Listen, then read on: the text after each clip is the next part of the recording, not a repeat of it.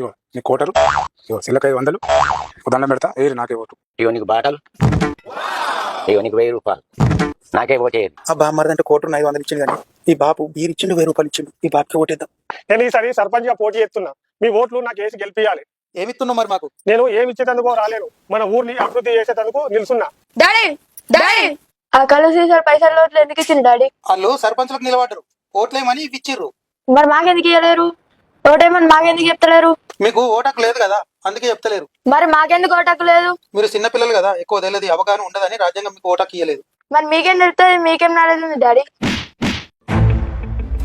కళ్ళు సీసాకి పైసలు రాసాక మీరు ఓటేస్తుంది. ఊళ్ళో చదువుకునేటందుకు లైబ్రరీ లేదు, ఆడుకునేటందుకు గ్రౌండ్ లేదు, స్కూల్లో టాయిలెట్స్ లేవు, క్లాస్ రూమ్ లో ఫ్యాన్ లేవు. మేము చిన్నపిల్లల నుంచి 10th క్లాస్ అక్కేల వరకు అందరం రోడ్ మీద టాయిలెట్ పోతున్నాం మమ్మీ. మీకంటే మాకు ఓటకున్న మంచి నాయకుడు ఎన్నుకునేటోళ్ళం.